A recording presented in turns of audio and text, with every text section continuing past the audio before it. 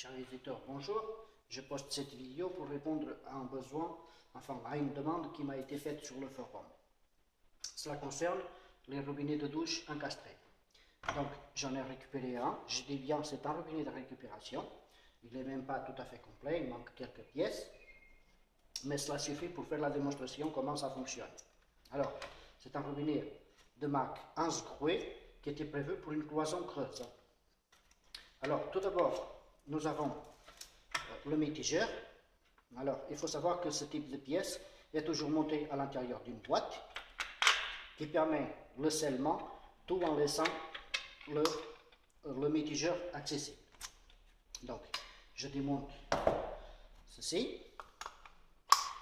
Donc, on peut voir ici que l'entrée d'eau froide est bien à droite, l'entrée d'eau chaude, et ensuite cette boîte, là elle permettait de fixer le robinet sur une cloison creuse à l'aide de cette fixation, et enfin la seconde moitié de la boîte, cette boîte elle se fixe sur le corps du robinet avec les vis qui vont avec. Bon, ce n'est pas le cas de tous les robinets parce que certains sont même fournis avec une boîte en polystyrène ou en carton comprimé. Donc, la boîte permet à la fois de fixer le robinet, mais permet aussi d'accéder aux différents points de maintenance qu'il y a sur ce type de robinet. Alors, chaque marque n'est pas tout à fait identique. Celle-ci, elle est faite comme ça, elle a des points accessibles, d'autres ne l'ont peut-être pas. Donc, pardon, ceci est le corps du robinet, eau froide à droite, eau chaude à gauche, puis deux sorties d'eau mitigée. Donc, là, dans ce cas précis, le robinet va dans cette position-là. Dans ce cas précis, cette sortie-là était condamnée. C'était la sortie qui allait vers une douche des pieds.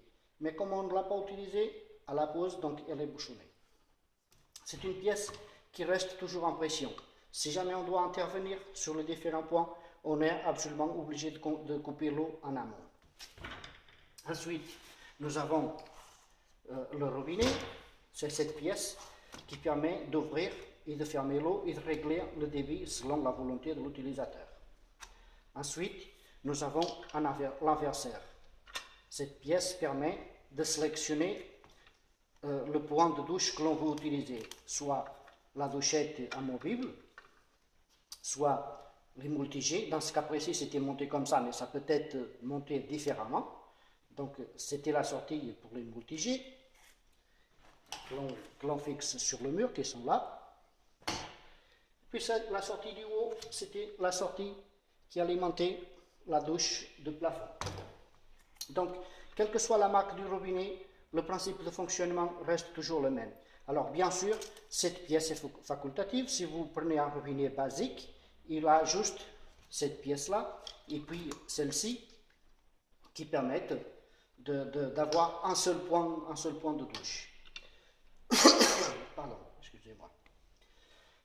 Un point important consiste à fabriquer des manchettes pour poser entre les différents composants, parce que selon la marque et le modèle du robinet, si on les assemble collés les uns aux autres, comme on peut voir ici, la distance entre les deux est trop petite, n'est pas assez importante, même pour nettoyer ce n'est pas pratique. Et donc, moi, en ce qui me concerne, quand je fais ce type de montage, ce qui est extrêmement rare, je fabrique des manchettes que l'on visse sur le robinet à l'aide de la filasse ou du téflon ou alors de la colle. Mais moi, je préfère la filasse parce que c'est le plus fiable qu'on a depuis des décennies. Donc, elle a fait ses preuves, il n'y a pas de raison de changer. Donc, voilà.